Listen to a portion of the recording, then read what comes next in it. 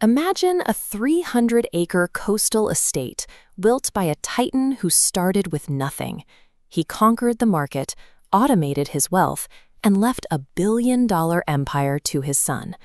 The son maintained the machine, but the grandson was born into frictionless luxury. His brain was programmed for consumption, not creation. Within 10 years of inheriting the estate, the grandson liquidated the trusts for vanity projects and superyachts. By 50, he was bankrupt. This graph illustrates a recurring mathematical phenomenon. Data on ultra-high net worth families shows that 70% lose their entire fortune by the second generation. By the third, 90% of that wealth has vanished. This collapse occurs because the founder passes down the capital, but fails to pass down the agonizing friction required to build the psychological muscle that manages it. For the founder, the danger begins with the middle-class dream of the finish line. This is the vision of retirement defined by absolute passivity, sitting on a beach and stopping all movement until the biological clock runs out. Your brain operates on the biological law of use it or lose it. It is an adaptation machine that requires resistance to maintain its structural integrity. This is the neurological reality of retirement. When you remove cognitive friction, your brain interprets the lack of demand as a signal to power down. Neural pathways begin to prune. Your cognitive RAM shrinks, and your dopamine baseline collapses. This is why many successful professionals experience a massive decline in health within 36 months of stopping work. The elite avoid this by transitioning from accumulation to infinite expansion. They pivot their focus towards solving asymmetrical, species-level problems and funding massive scientific endeavors. They keep their biological engine running at maximum RPM by seeking out new forms of complex friction. Eliminating friction from your life signals to your biology that your purpose is complete, triggering an immediate and measurable decay of the self. If a world-class powerlifter wants their child to be strong, they don't walk over to them and drop a 1,000-pound barbell directly onto their chest. That weight would crush them because they haven't endured the years of micro-tears and recovery required to hold it. Handing a 21-year-old a $10 million trust fund is the financial equivalent of dropping the barbell. It destroys their neurochemical reward system. Without the pursuit of capital, they have no anticipation-based dopamine, stripping them of their internal locus of control and leaving them vulnerable to consumption-based status games. To prevent this, you must implement the Dynastic Architecture Protocol. This system focuses on passing down the psychological muscle of the founder through codified logic and engineered resistance. Protocol 1 is the standardization of the lineage.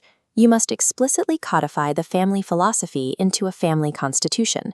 This document details your lineage's stance on asymmetric risk and long-term capital compounding. It explicitly rejects zero-sum status games and mandates individual accountability as a requirement for accessing family resources. This constitution provides the metadata for your descendants. When a grandchild faces a financial crisis, they don't rely on their own untrained instincts. They consult the architectural logic of the founder. It acts as a standardized problem-solution framework that survives long after the founder is gone. Protocol 2 is the engineered friction trust. This separates the concept of love from the distribution of capital. The trust acts as an artificial proxy for the friction of the real world. This is known as the matching funds protocol. For every dollar an heir earns in the free market, the trust matches that amount. Asymmetric deployment clauses ensure capital is only released for high-leverage growth, funding the seed round of the new business, while luxury consumption is structurally blocked.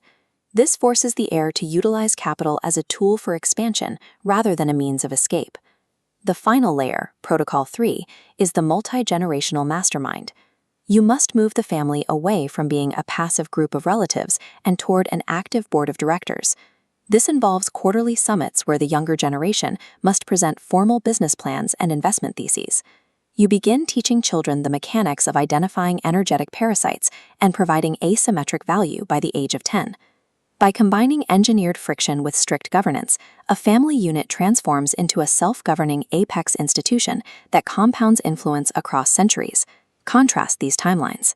The middle-class earner sees their life's work erased within 5 years of their death as their heirs return to the working class. The 1% architect builds an automated wealth architecture and codes their operating system into the minds of their descendants, creating a dynasty that influences geopolitics for generations. We have now mapped the entire journey, mastering the physical vessel, building permissionless leverage, removing the influence of algorithms, and weaponizing your social network. Today, we design the systems required to sustain that empire for a millennium. Executing this architecture is mathematically unforgiving. It will require you to prioritize the long-term compounding of your lineage over the short-term approval of those who prefer mediocrity. The codes are unlocked. Subscribe and click the notification bell for our tactical debriefs on elite performance and capital allocation. Take this playlist and distribute it to your co-founders and your heirs.